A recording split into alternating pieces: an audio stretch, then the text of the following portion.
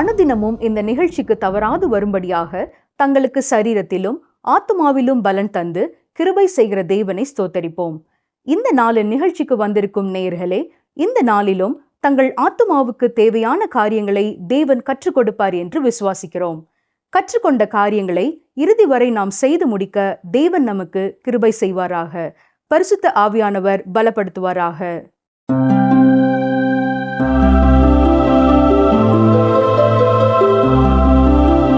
அன்பானவர்களே, மீண்டும் உங்களை இந்த வேத ஆராய்ச்சி நேரத்தில் சந்திப்பதை குறித்து மகிழ்ச்சி அடைகிறேன். இதற்கு முந்தைய வகுப்பில் இறுதியாக எசேக்கியேல் 20ஆம் அதிகாரத்தை நாம் சிந்தித்துக் கொண்டிருந்தோம். இன்று 20ஆம் அதிகாரத்தின் மீதி பகுதியையும் 21ஆம் அதிகாரத்தையும் கற்றுக்கொள்வோம். வாசிக்கிறேன். எசேக்கியேல் 20, 25, 26 வசனங்கள்.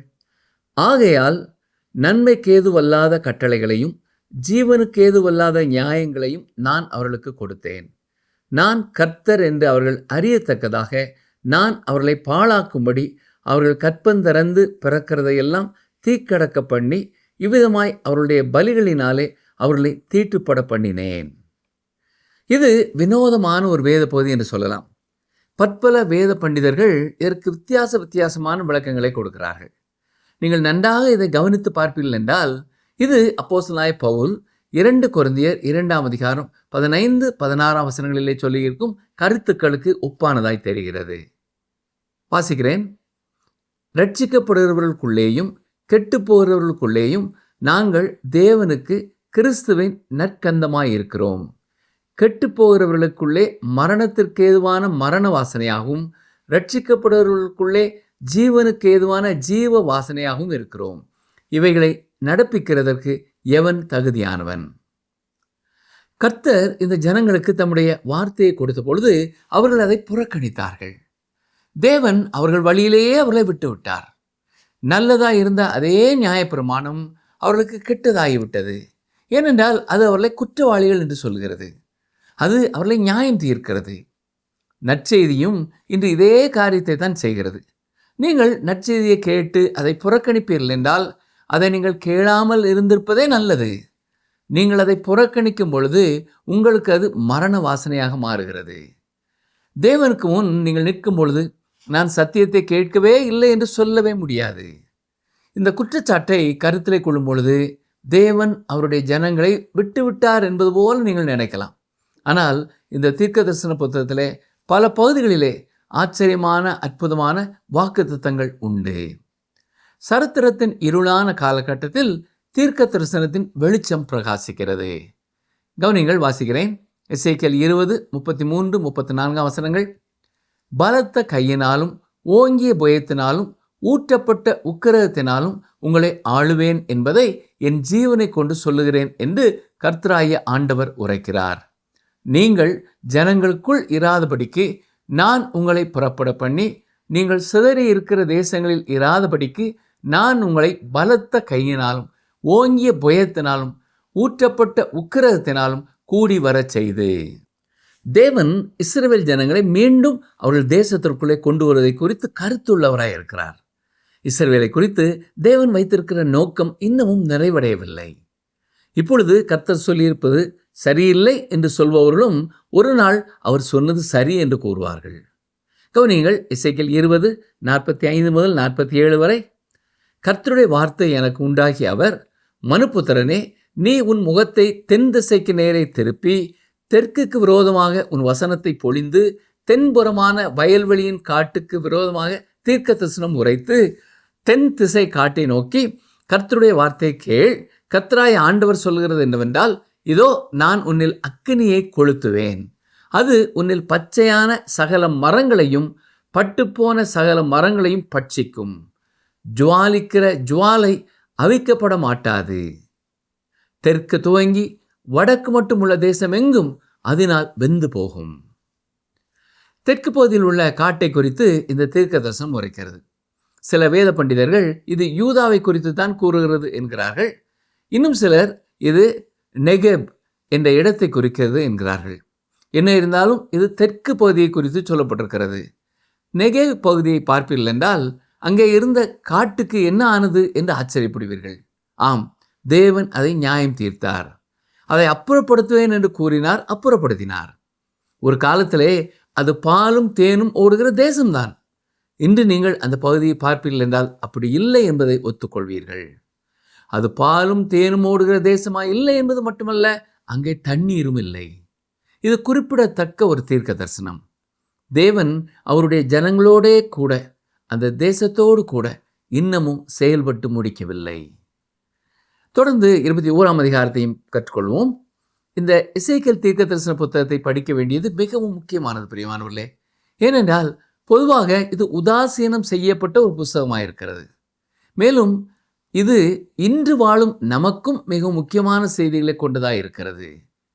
எசேக்கியேலின் வார்த்தைகள் எத்தனையோ ஆண்டுக்கு முன்னாக பேசப்பட்டாலும் இது கர்த்தருடைய வார்த்தை என்பதை நாம் மறந்து போகக்கூடாது. இதற்காகத்தான் அவர் கர்த்தருடைய வார்த்தை எனக்கு உண்டாகியவர் என்று அடிக்கடி கூறிக்கொண்டே இருக்கிறார்.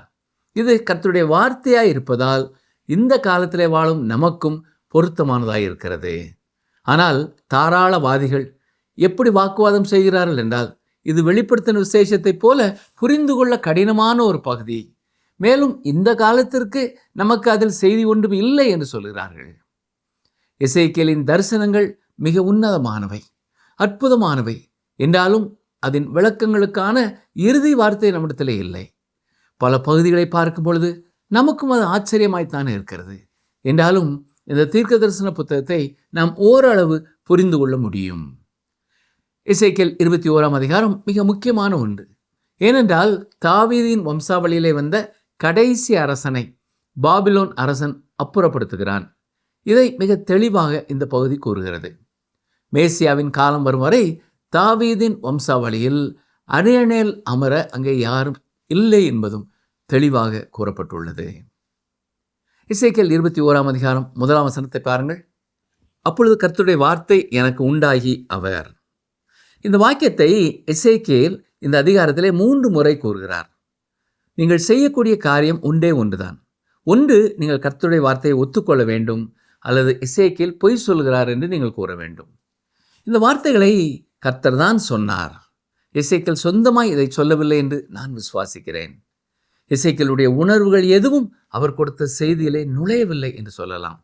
ஆனால் எரேமியா தனது உணர்ச்சிகளிலே மேலோங்கி நின்றார். அவர் பேசிய ஒவ்வொரு வார்த்தையும் அவருடைய உணர்ச்சியை பாதித்தது. ஆனால் எசேக்கியேலை பொறுத்தமட்டிலும் இது உண்மை அல்ல. ஊழியத்தின் ஆரம்ப காலத்தில் எசேக்கியேலுக்கு கர்த்தர் ஊழியத்தை கொடுத்த பொழுது அவர் கலகக்காரரான கடின இருதயமுள்ள மக்களிடத்திலே பேச வேண்டும் என்பதை கூறினார். அது மட்டுமல்ல, எசேக்கியேலையும் உறுதியானவன் ஆக்குவேன் என்றார். இப்படிப்பட்ட கடினமான தன்மையினால் தான் இந்த கடினமான செய்தியை அவரால் மக்களுக்கு கொடுக்க முடிந்தது. அவருடைய உணர்ச்சி இதிலே பங்கு பெறும் என்றால் அவர் நொறுங்கி போய்விடுவார்.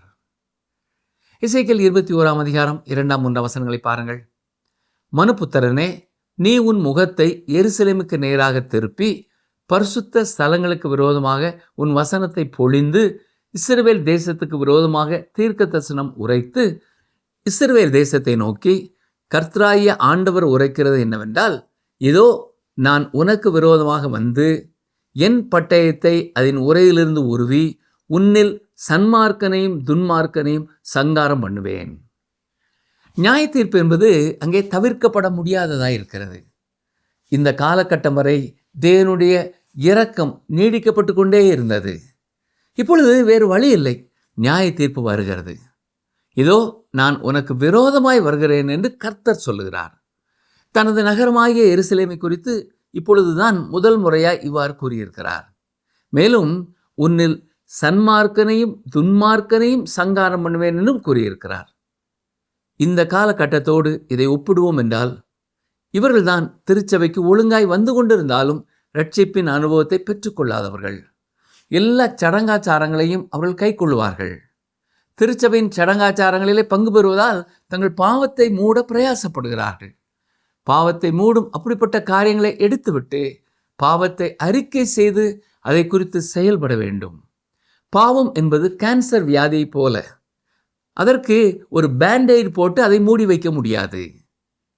சமய சடங்குகளை சரியாய் செய்வதனாலே பாவம் குணமாகாது. நான் அதை சங்காரம் பண்ணுவேன் என்று கர்த்தர் சொல்கிறார். பட்டயத்தை நான் அசைக்கப் போகிறேன். அந்த பட்டணத்தை நான் அழிக்கப் போகிறேன் என்று சொல்லுகிறார். பாருங்கள், எசேக்கியேல் 21:4, நான் உன்னில் சன்மார்க்கனையும் துன்மார்க்கனையும் சங்காரம் பண்ண போகிறபடியினால் தெற்கு துவக்கி வடக்கு மட்டுமுள்ள எல்லா மாம்சத்துக்கும் விரோதமாய் என் பட்டயம் அதன் உரையிலிருந்து புறப்படும். பட்டயம் வைக்கப்பட்டிருக்கும் உரையிலிருந்து அதை வெளியே எடுக்க போகிறார். தெற்கிலிருந்து வடக்கு வரை எல்லாருக்கும் விரோதமாகவும் அது வர இருக்கிறது. வசனம் 5 பாருங்கள், எசேக்கியேல் 21:5, அப்பொழுது கர்த்தராகிய நான் என் பட்டயத்தை அதன் உரையிலிருந்து உருவினேன் என்பதை எல்லா மாம்சமும் அறியும். அது இனி உரைக்குள் திரும்புவதில்லை. கவனித்தீர்களா? அது இனி உரைக்குள் திரும்புவதில்லை. இதன் பொருள் என்ன? நியாய தீர்ப்பின் நேரம் வந்துவிட்டது. தொடர்ந்து கவனியுங்கள், வாசிக்கிறேன். எசேக்கியேல் 21:6-7 வசனங்கள். ஆதலால் மனுபுத்திரனே, உன் இடுப்பு நொறுங்கும்படி பெருமூச்சு விடு. அவர்கள் கண்களுக்கு முன்பாக மனங்கசந்து பெருமூச்சு விடு. நீ எது நிமித்தம் பெருமூச்சு விடுகிறாய் என்று அவர்கள் உன்னிடத்தில் கேட்டால், நீ அவர்களை நோக்கி, துர்ச்செய்தி வருகிறது நிமித்தமே. அதனால் இருதயங்கள் எல்லாம் உருகி, கைகளெல்லாம் தளர்ந்து, மனமெல்லாம் தியங்கி, முழங்கால்கள் எல்லாம் தண்ணீரைப் போல அலைவு பண்ணும். இதோ அது வந்து சம்பவிக்கும் என்று கர்த்தராகிய ஆண்டவர் உரைக்கிறார் என்று சொல் என்றார். இங்கே கர்த்தர் எசேக்கியேலை ஒரு காரியம் செய்ய சொல்கிறார். கர்த்தர் சொன்னதை செய்யும் பொழுது அவர் உணர்ச்சி வசப்பட்டு அதை செய்தாரா இல்லையா என்பது நமக்கு தெரியாது. ஆனால் அதை சுயமாக இயற்கையாக அவர் செய்யவில்லை. தேவன் அதை செய்யும்படியாய் சொன்னபடியால் அவர் அப்படி செய்தார். சொல்லப்போனால் இதுவரை அவர் செய்தது போல இதையும் நடித்து காட்டுகிறார் என்று சொல்லலாம். இவ்வாறு அவர் செய்யும் பொழுது தேவனுடைய இருதயத்தை மக்களுக்கு வெளிப்படுத்தி காட்டுகிறார். ஊமைகளையே அவர் செய்து காட்டுகிறார் என்று அவரை குறித்து குறை கூறினார்கள். கவனியங்கள், வாசிக்கிறேன். எசேக்கியேல் 20:49, அப்பொழுது நான், கர்த்தராகிய ஆண்டவரே, இவன் ஊமைகளை அல்லவோ சொல்லுகிறான் என்று அவர்கள் என்னை குறித்து சொல்லுகிறார்கள் என்றேன். இங்கே அவர்கள் சொல்வது என்ன? அவருடைய செய்திகளை நாங்கள் புரிந்து கொள்ள முடியவில்லை என்று சொல்கிறார்கள். காரணம், அதை பெற்றுக்கொள்ள அவர்களுக்கு மன விருப்பம் இல்லை. காரியங்கள் எல்லாம் தவறாய் இருக்கின்றன என்பதை அவர் கூறுவதை அவர்கள் விரும்பவில்லை. இயேசு கிறிஸ்துவின் ஊமைகளும் கடினமானவை என்று சில நேரங்களிலே நாம் யோசிக்கிறோம். இல்லை பிரியமானவர்களே, நீங்கள் அதை புரிந்து கொள்ள வேண்டும் என்று விரும்பினால் உங்களால் புரிந்து கொள்ள முடியும். அந்த நாட்களிலே வாழ்ந்த மத தலைவர்கள் அதை புரிந்து கொண்டார்கள். அந்த காரணத்தினால்தான் அவரை பகைத்தார்கள்.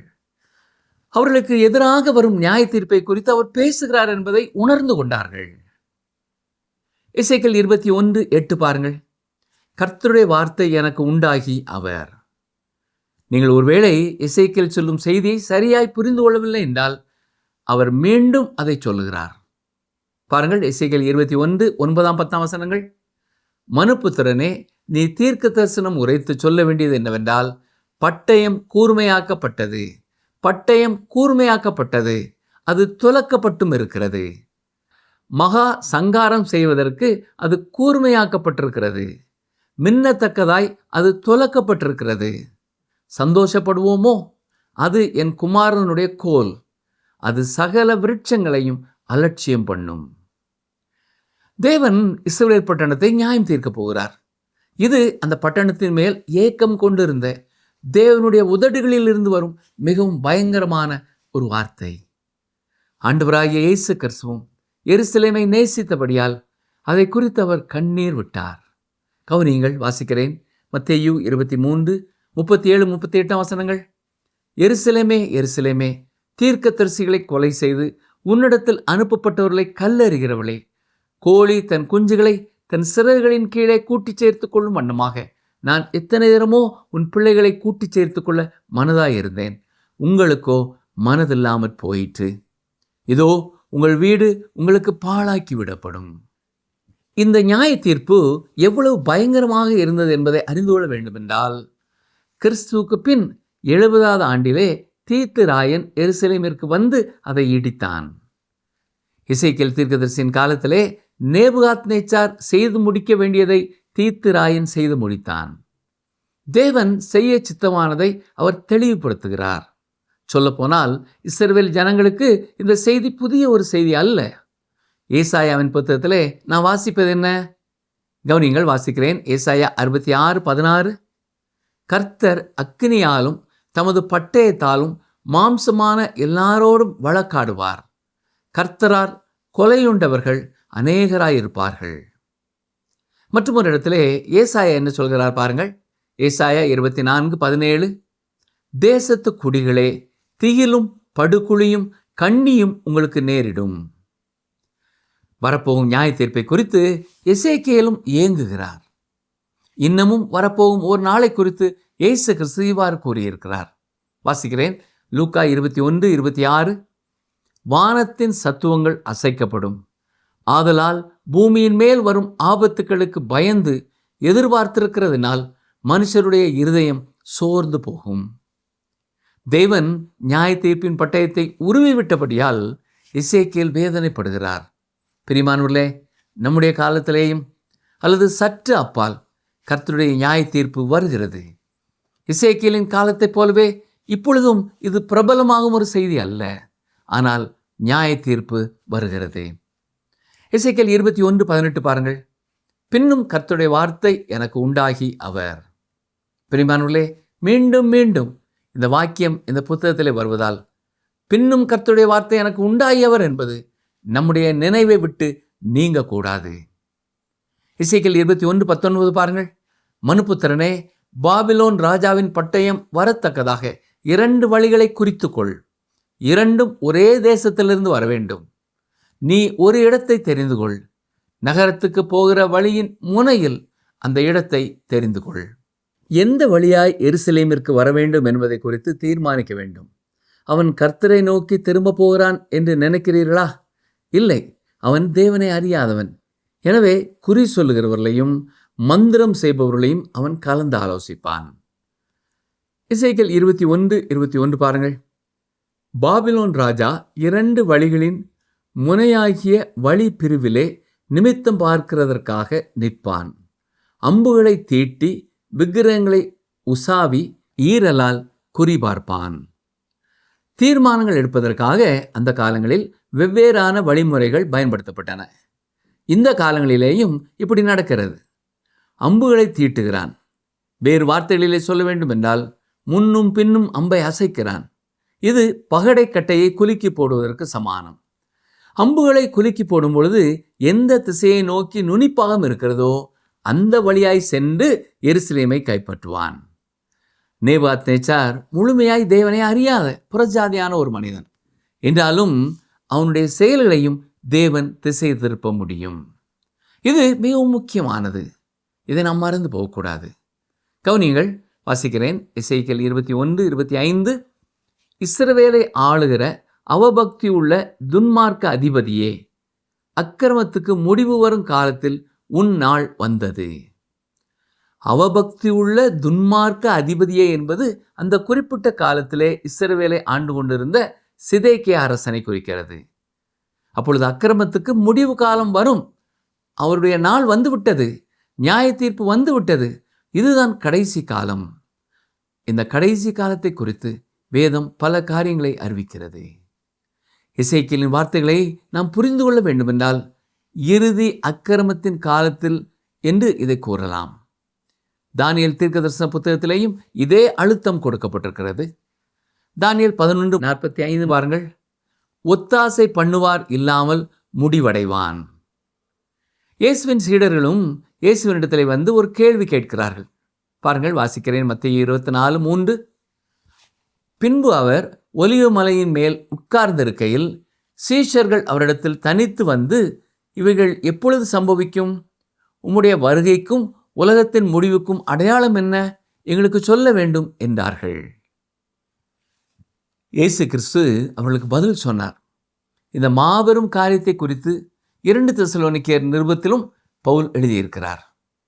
இந்த சிதேக்கியா அரசன் எதிர்காலத்திலே வரப்போகிற பொய்யான மேசியா அல்லது அந்தி கிறிஸ்துவுக்கு அடையாளமாயிருக்கிறான். எசேக்கியேல் 21:26 பாருங்கள். பாகையை கழற்று, கிரீடத்தை எடுத்து போடு, அது இனி முன்போல் இராது. தாழ்ந்தவனை உயர்த்தி உயர்ந்தவனை தாழ்த்துவேன். சிதேக்கியா தாழ்த்தப்பட வேண்டும்.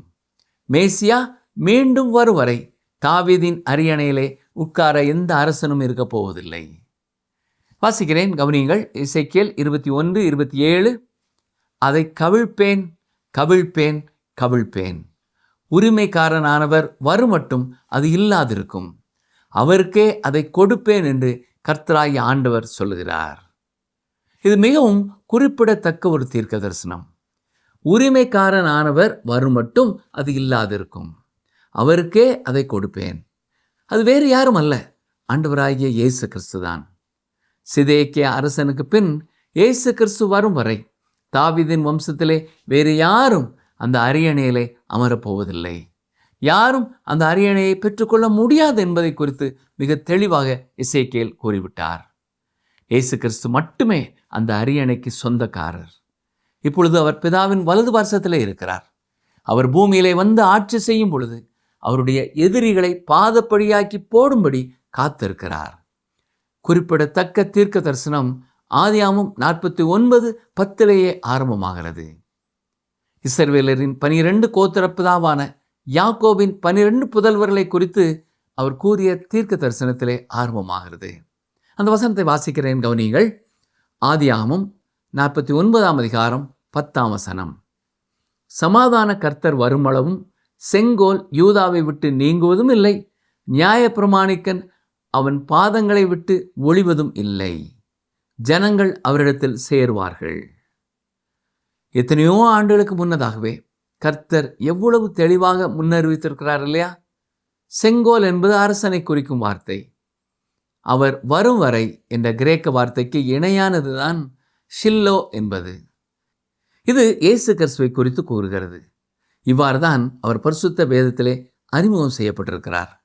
இந்த காரணத்தினால்தான் யோவான் ஸ்நானகன் மனம் திரும்புங்கள், பரலோக ராஜ்யம் சமீபித்திருக்கிறது என்று பிரசங்கித்தான். ஏனென்றால் அது அவ்வளவு சமீபமாய் இருந்தது. அதாவது இயேசு கிறிஸ்துவின் வருகை இந்த பூமியிலே அவ்வளவு சமீபமாய் இருந்தது.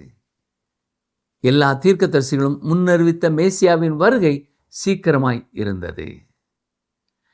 எசேக்கியேல் 21:29 பாருங்கள்.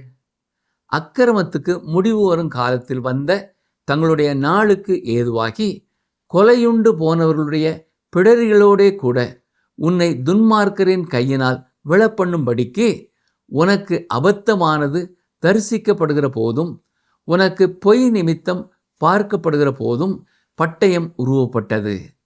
பட்டயமே உருவப்பட்டது. வெட்டவும் சங்கரிக்கவும் அது மின்னத்தக்கதாய் துலக்கப்பட்டிருக்கிறது. இங்கே எசேக்கியேல் தீர்க்கதரிசி அம்மோனியர்கள் மேல் வரும் நியாய தீர்ப்பை குறித்து பேசுகிறார். இங்கேயும் அக்கிரமத்துக்கு முடிவு வரும் காலம் என்று கூறுகிறார். இதுவும் கடைசி காலத்திற்கான ஒரு தீர்க்க தரிசனமாயும் இருக்கிறது. 2 தெசலோனிக்கேயர் 2:7-8 பாருங்கள். அக்கிரமத்தின் இரகசியம் இப்பொழுதே கிரியை செய்கிறது, ஆனாலும் தடை செய்கிறவன் நடுவிலிருந்து நீக்கப்படும் முன்னே அது வெளிப்படாது. நீக்கப்படும் போது அந்த அக்கிரமக்காரன் வெளிப்படுவான். அவனை கர்த்தர் தம்முடைய வாயின் சுவாசத்தினாலே அழித்து தம்முடைய வருகையின் பிரசன்னத்தினாலே நாசம் பண்ணுவார். கடைசி காலத்தில் இயேசு கிறிஸ்து தன்னுடைய எல்லா பகைவர்களையும் அவர் காலின் கீழ் கொண்டு வருவார். எசேக்கியேல் 21:31-32 பாருங்கள். என் சினத்தை உன்மேல் ஊற்றுவேன், நான் என் மூர்க்கத்தின் அக்கினியை உன்மேல் ஊதி மிருக குணமுள்ளவர்களும் அழிக்கிறதற்கு திறமையுள்ளவர்களும் ஆகிய மனுஷரின் கையில் உன்னை ஒப்பு கொடுப்பேன். நீ அக்கினிக்கு இரையாவாய், உன் இரத்தம் உன் தேசத்தின் நடுவில் சிந்தி கிடக்கும், நீ இனி நினைக்கப்படுவதில்லை. கர்த்தராகிய நான் இதை சொன்னேன் என்றார். எசேக்கியேலின் சந்ததி சிறையிருப்பினுள் செல்கிறார்கள். அவர்களை பொறுத்தமட்டிலும் அதுதான் அவருடைய முடிவு. என்றாலும் அவருடைய பிள்ளைகள் மீண்டும் இஸ்ரவேல் தேசத்திற்கு திரும்பி செல்ல இருக்கிறார்கள். நிகழ்ச்சியை கவனமாய் கேட்டுக்கொண்டிருந்த நமக்கு நேராய் வருகிற செய்தி என்ன? கர்த்தருடைய வார்த்தைப்படி அவருடைய இறுதியான நியாய தீர்ப்பு சீக்கிரம் வர இருக்கிறது. இயேசு கிறிஸ்து சொன்ன அடையாளங்கள் இந்த காலத்திலே நிறைவேறி வருகிறது. எனவே இயேசு கிறிஸ்துவை நம் சொந்த இரட்சகராக ஏற்றுக்கொண்டு அனுதினமும் அவருக்கு கீழ்ப்படிந்து அவருடைய விருப்பத்தை நிறைவேற்ற நம்மை நாமே அர்ப்பணிக்க வேண்டும்.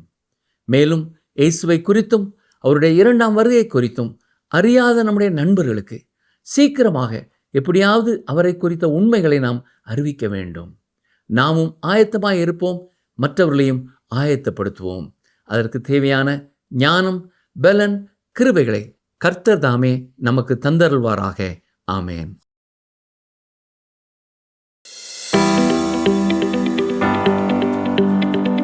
கர்த்தர் மாம்சமான எல்லோரோடும் எப்படி வழக்காடுவார்? கர்த்தர் மாம்சமான எல்லோரோடும் எப்படி வழக்காடுவார்? ஆப்ஷன் ஏ, அக்கினியாலும் பட்டயத்தாலும். ஆப்ஷன் பி, வார்த்தைகளால். ஆப்ஷன் சி, பிரஜாதி ராஜாக்களால். இன்றைய கேள்விக்கான சரியான பதிலை 9962032803 என்ற எண்ணிற்கு வாட்ஸ்அப் மூலம் அனுப்புங்கள். இந்த நாலு நிகழ்ச்சி உங்களுக்கு பிரயோஜனமாக இருந்திருக்கும் என்று விசுவாசிக்கிறோம். நேயர்களே, இஸ்ரவேல் ஜனங்கள் வாழ்ந்த இருண்ட காலத்தில் தீர்க்க தரிசன வசனங்கள் தான் அவர்களுடைய வாழ்க்கைக்கு வழிகாட்டும் வெளிச்சமாய் இருந்திருக்கிறது. நாமும் எந்த வழி செல்வோம், எப்படி செல்வோம் என்று திகைக்கும் வேளையில் நமக்கு கலங்கரை விளக்கமாக இருப்பது வேத வசனங்களே. பாலும் தேனும் ஓடிய கானான் தேசம் இஸ்ரவேல் ஜனங்களின் கீழ்ப்படியாமையினாலே இன்று வறண்ட பாழையாய் மாறி இருக்கிறது. நம்முடைய ஆவிக்குரிய வாழ்க்கையிலும் கூட நாம் மிகுந்த கவனமாக இல்லாவிட்டால் ஒரு வனாந்திர வாழ்க்கைக்குள்ளாக நாம் கடந்து செல்வோம். நம்முடைய வாழ்க்கையிலே ஆண்டவருக்கு கீழ்ப்படிதல் என்னும் காரியத்தில் நாம் கவனமாய் இருப்போம். ஆத்ம நங்கூரமாகிய ஆண்டவர் தாமே கடைசி வரை நம்மை காத்துக்கொள்வாராக. நாம் கேட்கும் இந்த வேத தியானங்களும் நாம் வாசிக்கும் வேத வசனங்களும் நம்முடைய உள்ளத்திலே ஆழமாய் பதிந்து நாம் நற்கந்தம் வீசும் மலர்களாக ஆண்டவரின் தோட்டத்தில் மலர கர்த்தர் கிருபை செய்வாராக. இந்த நிகழ்ச்சி உங்களுக்கு பிடிச்சிருக்கா? அப்ப இப்பவே மிஸ்டர் கால் கொடுங்க. பரிசு வெல்றது நீங்களாவும் இருக்கலாம்.